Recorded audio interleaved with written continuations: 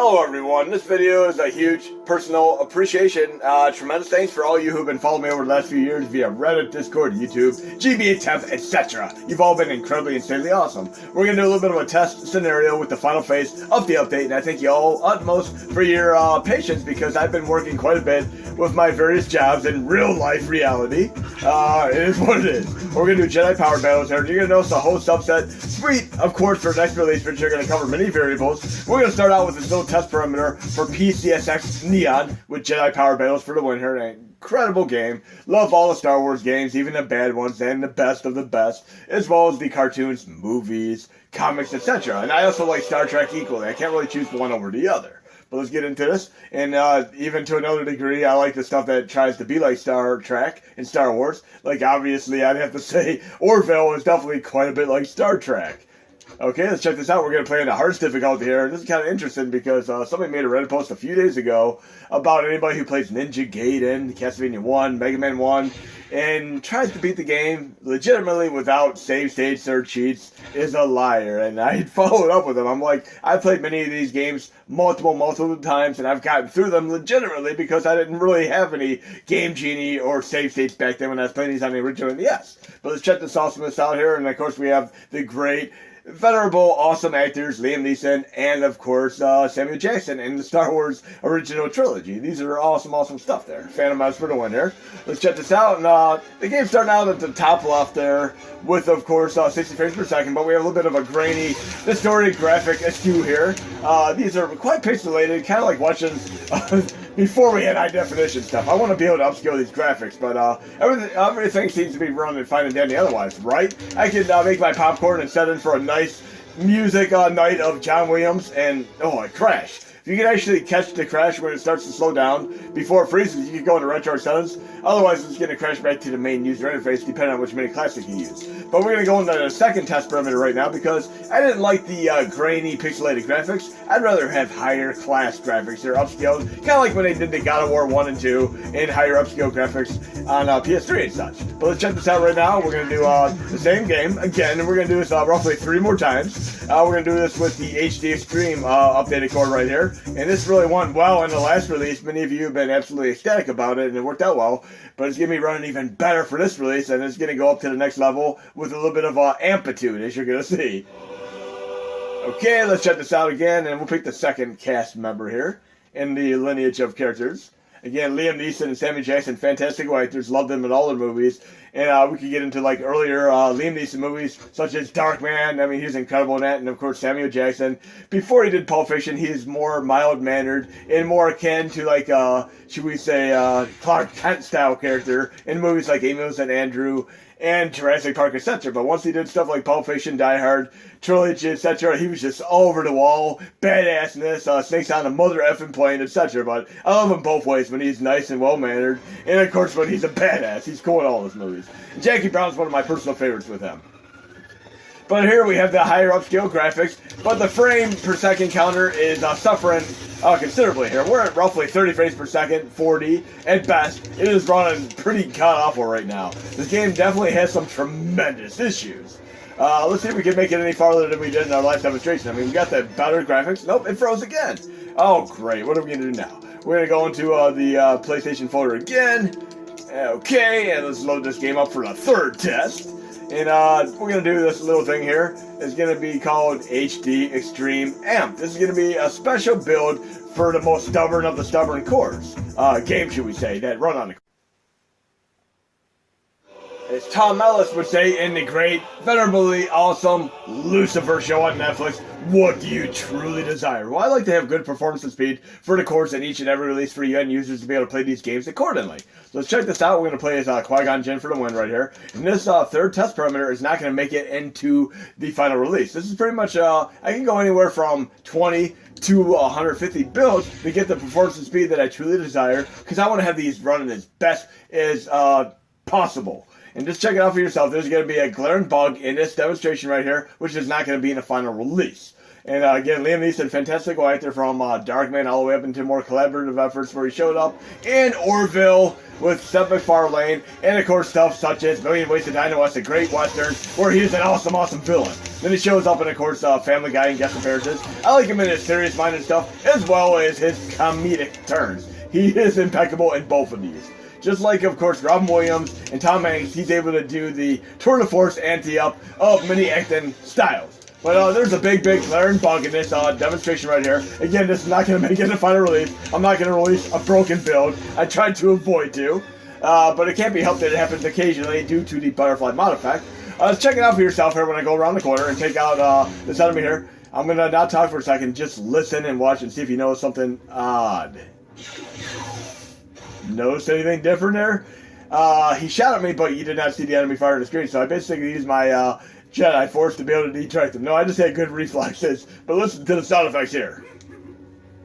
Sounds like Yoda. And Mandalorian, spoiler alert if you haven't seen the show, for the next 10 seconds or so, I considered a child Baby Yoda. And I went into a store and found a t-shirt that said naps and snacks, and I had to pick it up. I'm on the bandwagon with Baby Yoda just like everybody else.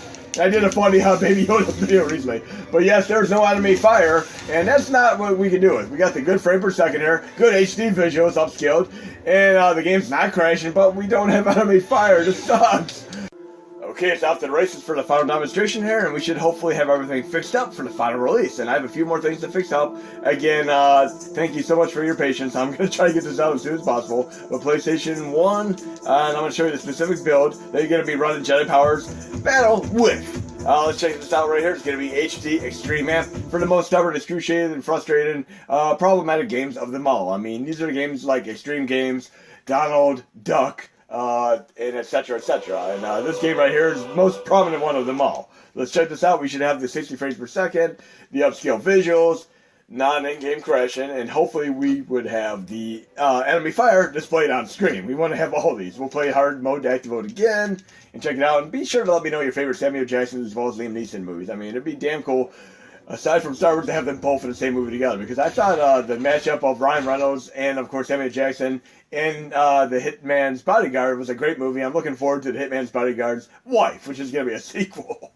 That's going to be a fun movie when it comes out. But check it out. Let's see if we get all these perimeters there. 4 perimeters they count for. Once we can pass the initial hits right here, hopefully we're good to go. Okay, let's get it slowed down for a second, then it should speed up to normal speed. And we're going to be at 60 frames per second here, and Samuel Jackson for the win here. There's a lot of mother effing droids on this mother effing spaceship. Oh, hell yeah. I don't think he said the word mother effing in Star Wars movies at all, but it would have been hilarious. But we have the HD visuals upscale. We do not appear to have game crashing. 60 frames per second. And we have the enemy fire showing. They shoot just as bad as they do in the movies. We're trying to get the guy around the corner here. Perfect guy around the corner. Oh, yeah, like you could really take me on. Come on now. And imagine if they would have had like Keanu Reeves in a Star Wars movie. I'm sure he's been offered a role at some point or another, or at least tried it out. That would have been a cool thing. So let's see if we can actually see the enemy fire this time. Oh yeah, that worked out just perfectly. So yes, the game is quite admirably playable.